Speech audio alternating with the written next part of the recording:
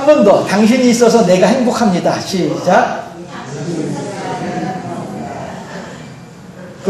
저희 권 집사님, 유 집사님 두 분 마주보고서 시작. 왜 그러세요?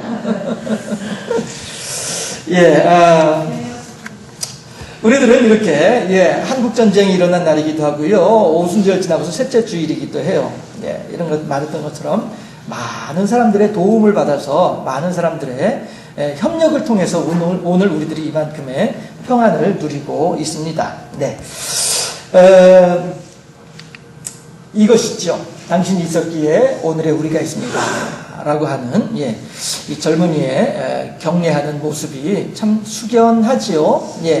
여러 가지를 생각해 보게 됩니다. 그렇지만 꼭 그것만 있었겠습니까? 우리들은 무엇보다도 가장 중요한 우리들이, 이 도움, 이 은혜, 이 은택이 없었으면 과연 우리가 어찌 오늘을 살 수 있을까 하는 것을 다시 한번 깊이 생각해 볼 수 있는 그런 시간이 되었으면 좋겠다라고 하는 것입니다. 예수 그리스도께서 우리들에게 베풀어 주신 은혜라고 하는 것은 우리들로 하여금 숨쉬게 할 수 있고요. 우리들로 하여금 걸어 다닐 수 있도록 해주고 있습니다. 우리들로 하여금 먹은 것을 쉽게 소화시킬 수 있도록 해주고요. 소화시킨 것을 또한 우리들은 수월하게 내보낼 수도 있도록 해주고 있습니다. 이 모든 것들이 다 예수 그리스도의 십자가의 은혜다라고 하는 것이죠. 우리들은 이 은혜와 이 사랑을 덧입고 살고 있는 것입니다. 보이는 손길들이 우리들에게 있어서 내가 넘어지려고 할 때 그 사람이 붙잡아 주기도 하고, 내가 바빠서 못할 때 대신에 내 일을 해주기도 하고, 이러한 지체들, 동역자들이 있어서 우리들이 오늘을 좀 더 편안하고 윤택하게 지낼 수 있지만, 그것보다도 그 사람의 마음을 감동시켜서 나를 위해서 배려해주고 나를 위해서 그의 남는 손을 빌려줄 수 있는 그 마음을 허락하시는 분이 바로 누구예요? 하나님이란 말씀이죠. 해서 우리들은 늘 이렇게 예수 그리스도의 십자가의 은혜 가운데 오늘을 살아가고 있더라 하는 것입니다. 한국전쟁이 벌어진 6월 25일 이 날을 기해서 우리들을 위해서 총칼을 들고 싸워준 사람들에 대해서도 물론 고마워해야지만, 그 뒤에서 함께 계시는 하나님의 사랑, 예수 그리스도의 십자가의 은혜를 더욱더 깊이 새길 수 있는 그런 우리들이 되어야 되겠다 하는 생각을 한 번 더 해보게 됩니다. 예전에 한 달쯤 됐을까요? 우리가 함께 이 까르페 디엠이라고 하는 말을 가지고 생각을 해본 적이 있었어요. 카르페 디엠이라고 하는 말은 우리말로 쉽게 표현을 하면 노세 젊어서 노세, 이거죠. 화무는 11홍이요, 뭐 이렇게 하면서 말이죠. 그러한 의미로 시작된 말이긴 하지만 우리 기독교인들은, 신앙인들은 이 말을 보면서 그럴수록에 더욱더 하나님에 대한 신앙으로 철저하게 살아야만 하겠구나. 안 믿는 사람들은 오늘 하루의 쾌락을 위해서 살아가면서 까르페 디엠을 오늘을 잡아라 라고 이야기를 하고 있지만, 우리 신앙인들은 신앙인의 관점에서 재해석할 수 있는 지혜가 필요하겠다. 해서 이 말이 수천 년 전부터 우리 인류의 조상들이 했던 말이긴 합니다만은, 그럼에도 불구하고 우리가 신앙인의 관점에서 저 말을 생각을 하면서 그렇구나, 오늘을 잡아야지, 오늘을 즐겨야지. 어떻게 해요? 세상 환락과 쾌락 중에서 오늘을 즐기는 것이 아니라 하나님을 믿는 믿음 가운데에서 오늘을 즐겨야지. 이러한 신앙인으로서의 재해석이 필요합니다 라고 하는 내용을 함께 생각해 본 적이 있었어요. 그러면서 제가 그 말씀을 드렸죠. 불과 20년, 30년 전만 하더라도, 30년 전이 좀 오래된 세월일까요? 불과 얼마 아닌 것 같긴 한데, 그때만 하더라도 명절 때가 되면 기도원이 꽉꽉 미어 터졌다. 흔히 하는 말로, 기도원이 미어 터졌었어요. 명절 때만 되면. 사람들이 그렇게, 이 연휴 기간 중에 기도원에 가가지고 은혜 받아야지. 이런 사람들이 많이 있었단 말씀이죠. 그 사람들이야말로 진짜 까르페 디엠을 실천하는 사람들이었던 것이죠. 오늘을 잡을 때, 오늘을 열심히 재미있게 살아갈 때에 세상 속에서 부어라 마시라 건건이 자건이 하면서 쾌락을 즐기는 것이 아니라 하나님의 말씀 안에서 쾌락을 즐기는 사람들이었더라라고 하는 것입니다. 그래서 우리들은 이 까르페 디엠이라는 말을 통해서 오늘날 재해석을 하면서 과연 나는 얼마나 하나님의 말씀 안에서 자유롭고 하나님의 말씀 안에서 얼마나 우리들은 행복한가, 이걸 생각할 수 있어야 되겠습니다. 그런 내용으로 함께 이야기를 해본 적이, 함께 하나님의 말씀을 나눠본 적이 있었습니다. 그런데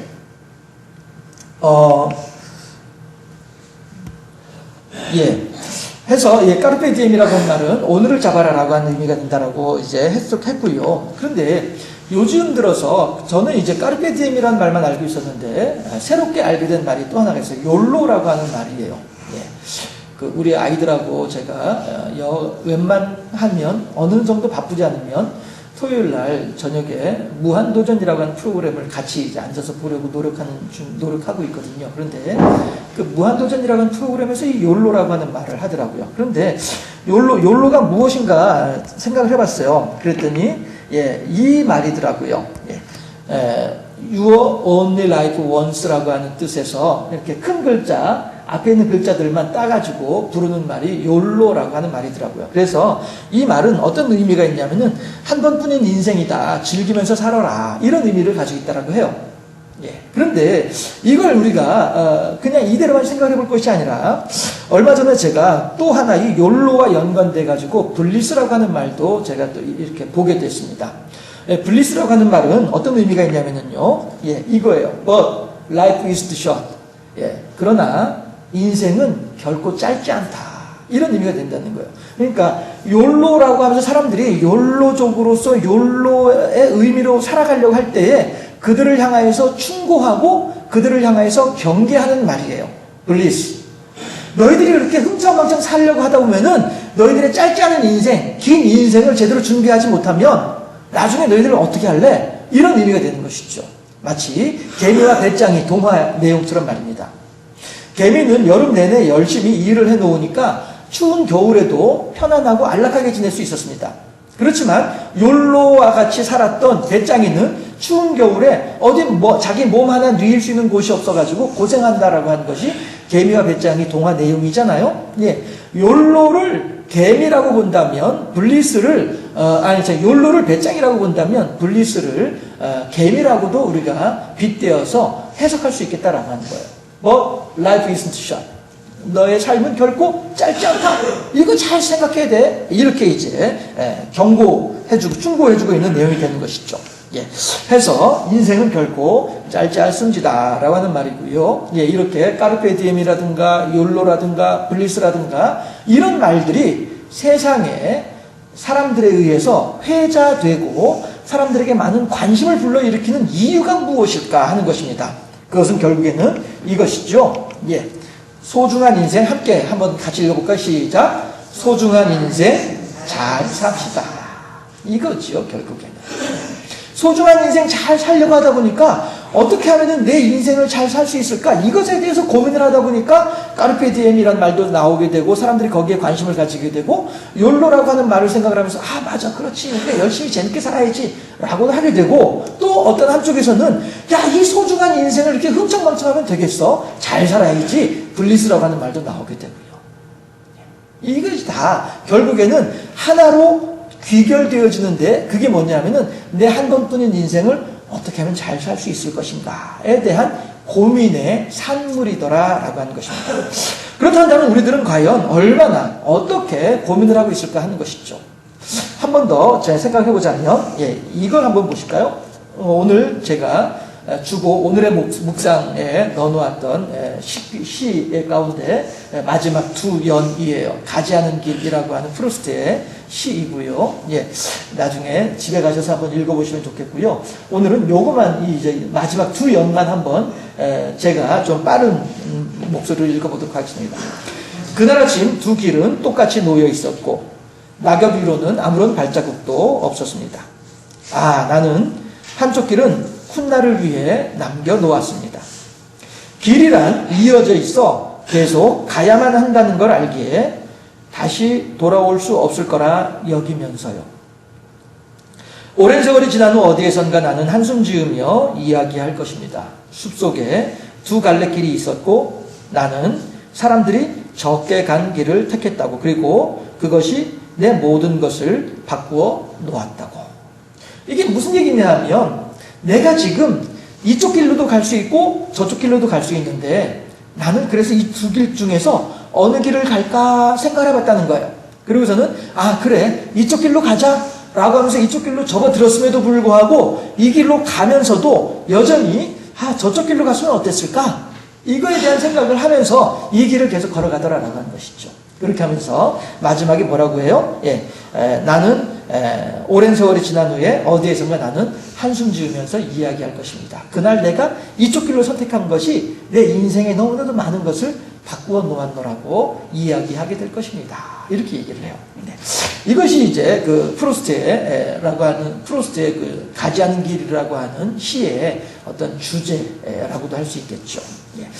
해서 그날 나는 한 길을 선택했고 그로 인해 나의 인생은 참 많이 달라졌다라고 고백할 것입니다. 두 갈래 길에서 어쩔 수 없이 한쪽 길만을 선택할 수밖에 없는 것이 인생길이다라고 하는 것입니다. 그래서 더욱 이쪽보다는 저쪽 길에 대한 미련이 클 수밖에 없는 우리 인생을 프루스트라고 하는 사람은 노래하고 있더라라고 하는 것입니다.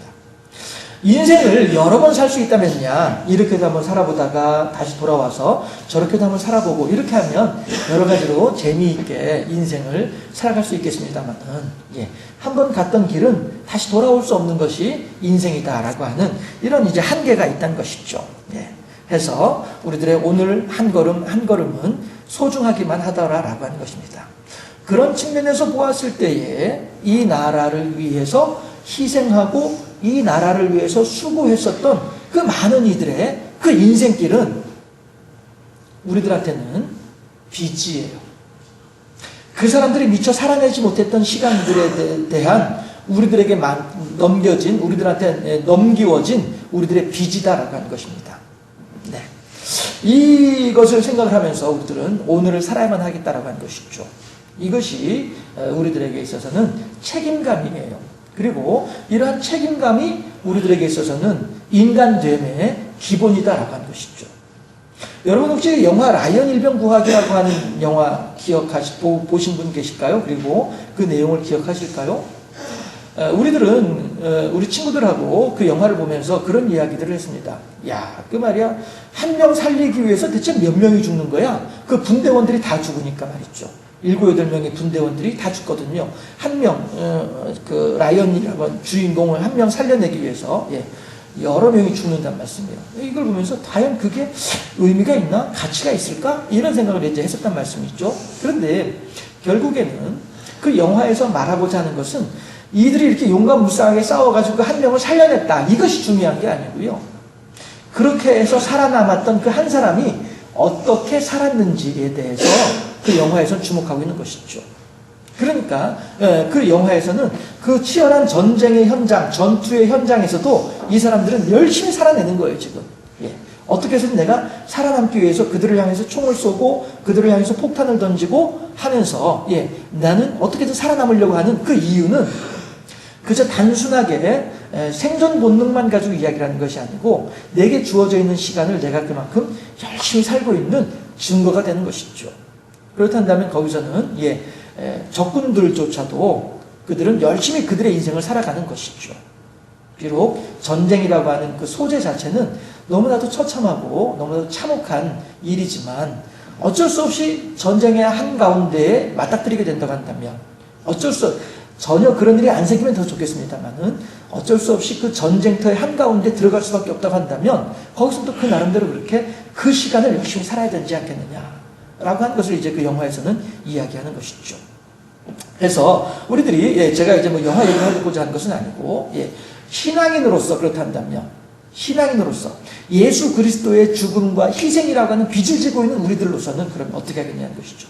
하다못해 세상 사람들도 프로스트라고 하는 시인도 세상에 있는 사람들도 까르페 디엠이니 욜로니 블리스니 막 이렇게 하면서 그들의 인생을 어떻게 하면 잘 살 수 있을 것인지 영화 감독도 그렇게 고민을 하고 있는 중인데 우리 신앙인들은 그렇다고 한다면 예수 그리스도의 값진 희생이라고 하는 빚을 지고 있는 우리 기독교인들은 그러면 오늘을 어떻게 살아야 될 것이냐라고 하는 것이죠. 정답은 나와 있죠. 열심히 잘 살아야지. 어떻게 하는 것이 열심히 잘 사는 것이겠느냐라고 하는 것입니다. 그랬을 때 여러분 양해해 주시기를 바랍니다. 제가 한 번 더 세상 이야기를 하고 싶습니다. 뭐냐 하면 추풍령이에요. 추풍령 하게 되면 생각나는 게 혹시 있으실까요? 저와 오랜 세월 같이 하신 분들은 아실 분들, 짐작하실 분도 계실 거예요. 제가 좋아하는 노래, 추풍령 곡이. 흘러간 그 세월을 뒤돌아보는 주름진 그 얼굴에 이슬이 맺혀. 저는 그 가사가 너무너무 좋아요. 왜냐하면 그 가사 속에 흘러간 그 세월을 뒤돌아보는 주름진 그 얼굴에 이슬이 맺혀라고 하는 그 말은 내 지나온 인생을 향하여서 되돌아보면서 그 추풍령 그 높은 고갯길을 올라와가지고 아랫길을 내려다보면서 땀을 식히면서 아랫길을 내려다보면서 저 힘든 길 내가 그렇게 지나왔구나. 저 구불구불한 길 내가 그렇게 올라왔구나. 그 험한 길 내가 그렇게 올라왔구나. 올라왔는데 그러면 나는 지금 이제 어디로 가야 되는 거야? 갈 곳을 모르는 것이죠. 도로 내려가야 됩니까? 힘들게 그 추풍령 고갯길을 올라왔는데 또다시 힘들게 또 꾸역꾸역 또 내려가야 됩니까? 대체 난 어디로 가야 되는 거지? 이거에 대한 회한인 거예요. 주름진 그 얼굴에 이슬이 맺힐 수밖에 없는 이유는 내가 마땅히 갈 발을 알지 못하기 때문에 그 노년에 그 주름진 그 얼굴에 갈 길을 알지 못해서 슬퍼하고 아파하고 헤매고 있는 한 쓸쓸한 인생의 그 뒤안길을 우리들은 볼 수 있는 것이 이 가사이더라 하는 것입니다. 그랬을 때에 우리들은 더욱더 우리들의 인생 노년에 우리들의 두 눈에 이슬이 맺히지 아니할 수 있는 방법을 찾아야 되지 않겠느냐라고 하는 것입니다. 그랬을 때에 그에 대한 해답을 우리들은 본문에서 발견을 할 수가 있다라고 하는 것이죠. 뭐라고 합니까? 바울은 성령의 인도하심을 따라서 우리들에게 권면하기를 이 시대를 잘 살펴서 과연 어떻게 하는 것이 합당할지, 어떻게 하는 것이 지혜로운 것인지 한번 잘 살펴보도록 하라라고 권면하고 있습니다. 함께 15절부터 17절까지 한 번 더 합독해 보도록 하시죠. 15절 말씀. 그런즉 너희가 어떻게 행할지를 자세히 주의하여 지혜 없는 자 같이 하지 말고 오직 지혜 있는 자 같이 하여 세월을 아끼라. 때가 악하니라. 그러므로 어리석은 자가 되지 말고 오직 주의 뜻이 무엇인가 이해하라. 아멘. 이 구절을요, 이 성경 본문을 가만히 분석을 해보면은 15절과 17절이 같은 내용을 이야기를 하고 있어요. 지혜 있는 자가 되라, 어리석은 자가 되지 마라. 그렇죠? 같은 내용을 이야기를 하고 있어요. 하나님은 우리들에게 좌우를 분별하는 자가 되기를 원하시는 거예요. 요나서에서 하나님께서 니느웨 성을 향하여서 말씀 표현하시길 뭐라고 하냐면은 좌우를 분별치 못하는 자가 12만여 명이 니느웨 성에 살고 있다라고 하는 거예요. 12만여 명이나 되는 하나님의 백성들이 살고 있는데 그들이 좌우를 분별할 줄을 몰라요. 너무나도 어리석은 자들이에요. 이것이 된장인지 무엇인지조차도 모르고 있는 그런 사람들이에요. 그러니 그런 사람들을 갖다가 경상도 말로 갈바봐야 무슨 소용이 있겠냐 하는 거예요. 그들이 무엇이 죄고 무엇이 선이고 무엇인지 악인지를 알 때에 그럴 때 그들에게 이렇게 직노를 하고 징계를 하게 되면 그들이 하고서 깨달아 알고서 이렇게 돌아오겠지만 아무것도 모르는 애들한테 뭘 하겠냐는 것이죠. 마치 우리가 부모로서 자녀들을 돌볼 때에 아이들이 젖 먹고 기저귀 차고 누워서 버둥거리고 이렇게 할 때는 그 아이들이 똥을 싸든 오줌을 싸든 뭐 하다못해 먹은 것을 토해내든 그 아이들을 탓하지 않아요. 도리어 잘했다고 하죠. 아이고 잘했다, 아이고 잘했다, 그래 잘했다 이러면서 다 닦아주고 씻겨주고 입혀주고 해준단 말씀이에요. 그 아이들은 좌우를 분별치 못한 아이들이니까. 그렇지만 이 아이들이 10살이 됐음에도 불구하고 여전히 누워가지고 기저귀에다가 똥을 싸고 있어요. 이러면 이거는 건강한 모습이 아니잖아요. 그러니 이 아이들한테는 가르쳐야죠. 야, 너 이제 기저귀 그만 차야 돼. 너 이제 화장실 가야 돼. 넌 이제 네가 알아서 밥을 먹어야 돼. 가르쳐줘야죠. 아이들이 처음부터 그런 거 좋아하라고 잘 하나요? 아니죠. 그래도 억지로 시켜야죠. 왜? 그게 그 아이가 건강하게 자라날 수 있는 방법이니까. 마찬가지로 하나님께서도 우리들에게 하시는 말씀이 니느웨 성에 살고 있는 사람들은 기저귀 차는 꼬마 깐난 아이들과 다를 거 없다니까 그런 애들한테 뭘 이야기를 하겠어. 그러나 요나는 그들보다 훨씬 더 성숙한 신앙인이기 때문에 하나님께서 요나에게는 책망을 하시고 가르쳐 주시지 않느냐 하는 거죠. 그런 것처럼 오늘 우리들에게도 하나님께서 뭐라고 하세요? 어린아이처럼 하지 마라. 젖이나 먹고 단단한 것을 먹지 못하는 그런 어린 심령, 그러한 약한 신앙, 거기서 탈피해서 지혜로운 자가 돼. 그리고 어리석은 자가 되지 마. 이렇게 우리들에게 권면하고 있는 거예요. 왜냐하면 그렇게 방바닥에 누워서 버둥거리고 있는 그런 아이의 인생보다는 10살, 20살 된 그 생명이 더욱더 인생으로서 의미 있고 가치 있는 삶을 살잖아요. 물론 그렇다고 해서 기저귀 차고 있는 깐난애가 인간이 아니다라고 하는 말은 결코 아니지만 말이죠. 그들도 앞으로 5년 후, 10년 후, 15년 후를 준비하고 있는 그런 사람들이기 때문에 그것만으로 충분히 의미가 있긴 합니다만은, 그럼에도 불구하고 기저귀 차고 누워있는 것보다는 그래도 20살이 돼가지고 우리 집 아이처럼 아빠 대신에 자동차도 운전해주면서 피곤하죠? 자요. 내가 운전할게. 얼마나 듬직해요. 무면허. 우리 막내가 무면허예요. 우리 집에서. 고3이라서. 이게 인생 아니겠냐 하는 것이에요. 그 삶이 얼마나 풍성하고 얼마나 풍족하냐 하는 것이죠. 하나님께서 우리들에게 그런 풍족하고 풍성함을, 행복을 구가하라라고 우리들에게 15절 17절에서 권면하고 계시는 거예요. 그렇게 하기 위해서 어떻게 하라고요? 16절 말씀, 16절만 합독합니다. 세월을 아끼라, 때가 악하니라. 우리들은요, 그냥 여전히 어린아이처럼 해가지고 엄마 깎아주세요, 엄마 빠빠주세요, 뭐 이러는 그런 신앙인으로서는 우리들은 안 된다라고 하는 것이죠. 도리어 세월이 악하기 때문에, 때가 악하기 때문에 세월을 아껴서 우리들이 부지런히 하나님의 말씀으로 양육받고 하나님을 향한 신앙으로 우리가 성장해서 어떻게 해서든 오늘의 삶을 내가 까르페 디엠, 하나님을 향한 신앙 안에서 욜로, 우리가 이렇게 이 인생을 즐기며 살아야 되지 않겠냐 하는 것이에요. 하나님의 사랑 가운데에서, 하나님의 베풀어주신 은혜 가운데에서 하나님께 감사하면서 말이죠. 이것이 오늘을 살아가는 우리들에게 맡겨진 하나님의 사명이다 하는 거예요. 그래서 제목을 인생과 사명이라고 정해본 것이죠. 예수님께서 십자가에 달려 돌아가실 때에는 우리들의 삶이 그렇게 하나님과 더불어서 행복한 삶이 되기를 바라시고서 그 고난과 고통을 당하셨단 말씀이에요. 그런데 우리들이 그 하나님의, 예수님의 고난과 고통의 의미를 퇴색시키면서 우리들 스스로가 신앙 안에서 성장할 생각을 하지 아니하고 그냥 머물러 앉아있게 되면 이건 결코 내 인생을 즐기는 게 아니잖아요. 그죠? 하루하루 그냥 밥이나 먹고 뒤로 이제 내보내는 거 만들어내는 공장밖에 될 게 더 있겠냐 하는 것이에요. 우리들은 그런 무의미한 인생을 살면 안 되지 않겠냐 하는 것이죠. 도리어 하나님께서 우리들에게 맡겨주신 사명을 따라서 하나님께서 내게 허락하신 일들을 잘 감당하면서 하나님과 더불어서 사귀면서 하나님을 향해서 찬양하고 하나님께 영광 돌려드리고 하나님께서 허락하시는 기쁨과 분복의 풍성을 받아 누리면서 아이고 하나님 참 감사합니다. 야, 이게 사는 맛이군요. 이게 인생 살아가는 맛이 이런 것이로군요. 저 안 믿는 사람들은 통장에 동그라미 또 많아진 것으로 인해서 인생의 맛이라고 얘기하고 있지만은, 저 안 믿는 사람들은 친구들하고 더불어서 건건이 작건이 하면서 밤새 그냥 흥청망청 노는 것을 인생의 즐거움으로 느끼고 있지만은, 그러나 우리들은 하나님을 믿는 믿음 안에서 하나님을 향하여서 몸부림치고 하나님을 향하여서 열정을 다하고 하나님의 은혜 가운데서 무엇인가 결과를 만들어내면서 그 속에서 우리가 기쁨을 누리게 하시니 얼마나 감사합니까? 적어도 추풍령 고개 꼭대기에서 두 눈에 눈물을 흘릴 일은 없는 사람들이 우리들 아니겠냐라고 하는 것이죠. 이것을 하나님께서 우리들에게 맡겨주시는 사명이다. 우리들은 그렇게 생각한다는 것입니다. 에덴 동산에 아담이 있었습니다. 그리고 애굽의 군대장관 보디발의 집에 요셉이 있었습니다. 아담은 에덴 동산의 지배인이었었어요. 에덴 동산의 매니저였었어요. 에덴 동산을 돌보는 사람이 아담이었습니다. 대신에 요셉은 보디발의 집의 가정총무였어요. 보디발의 집의 지배인이었었어요. 그런데 아담은 자기의 사명을 감당하지 못하고 에덴 동산에서 나올 수밖에 없었고요.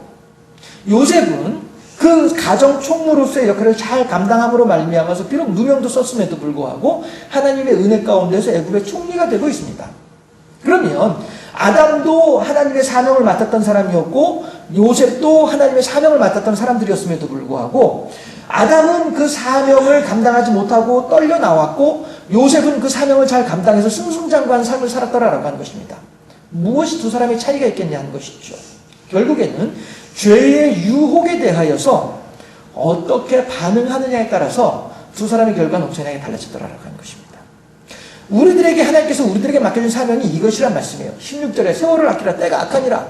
이 세상은요, 마귀가 아담이 되어졌든 요셉이 되어졌든 아니면은 우리들이 되어졌든 마귀는 끊임없이 찾아와서 유혹하고 미혹하고 깨뜨리려고 하는 사람들이 존재가 마귀란 말씀이에요. 그래서 그 마귀는 우리들에게 이렇듯 하나님을 향하여서 사명을 제대로 감당하지 못하는 이러한 사람으로 만들기 위해서 획책하는 것이 마귀의 일이다 말이죠. 이럴 때에 우리들이 할 일은요, 이럴 때 더욱더 하나님을 향하여서 빚진 자의 마음으로 살아야만 한다라고 하는 것입니다. 어떤 빚진 자요? 말씀드렸죠? 세상 사람들은 6.25 전쟁을 통해서, 한국 전쟁을 통해서 죽은 그 사람들, 우리들을 위해서 대신 희생한 그 사람들의 피값으로 오늘의 평안을 누리고 있습니다. 마찬가지로 우리 기독교인들은 그들과 더불어서 아울러서 예수 그리스도의 피값으로 오늘을 누리고 있는 사람들이 우리들이에요. 그래서 우리들은 이렇게 빚진 자의 생각을 가지고 있어요. 이것이 우리들이 하나님께서 우리들에게 주시는 사명이다 하는 것입니다.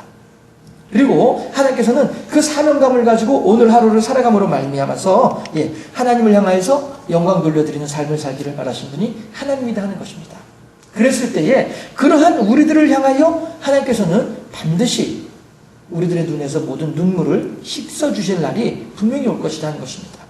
그럴 때 계시록에서 말하는 눈의 눈물과 수풍령 고개에서 흘리는 그 노인의 눈물은 격이 다른 눈물이죠. 수풍령 고개에서 흘리는 눈물은 회한과 고통의 눈물이겠습니다만은 하나님께서 계시록에서 우리들에게 눈에서 씻어주시는 그 눈물은 하나님의 영광을 위해서 수고하고 힘쓰고 애쓸 때 흘렸던 눈물이었기 때문에 수풍령 고개의 눈물은 그냥 땅에 떨어져서 흩어져 버릴 눈물이지만은 계시록의 눈물은 하나님께서 보석과도 같이 귀히 여겨주실 눈물이다라는 것입니다. 우리들은 어떤 삶을 살아야겠습니까? 예수님의 십자가의 은혜가 오늘 우리들에게 다가오고 있는데 우리들의 삶 가운데 바로 우리들의 눈앞에 있는데 우리들은 어떠한 인생을 살아야 하겠습니까? 여전히 이생의 자랑과 육신의 정욕과 안목의 정욕을 따라서 권커니 자커니 부어라 마셔라 한순간에 말초적인 쾌락을 쫓아다니면서 하나님께서 내게 맡겨준 사명은 내팽개쳐버리고 오늘 하루 그냥 아이고 내일이 어디서 오늘만 살면 끝이지 어리석은 자의 삶이 아니라 이 마귀의 교묘한 미혹 중에서도 미혹을 잘 감당하고 요셉과도 같이 하나님의 사명을 잘 감당함으로써 승승장구할 수 있는 하나님의 생명책에 논명되어지고 영원한 하나님의 나라에서 하나님을 향해서 거룩하다 창화할 수 있는 복되고 아름다운 무리로 세워지는 하나님의 사명을 잘 감당하는 인생으로 세워지는 우리 모두가 되어질 수 있기를 주님의 이름으로 축원합니다.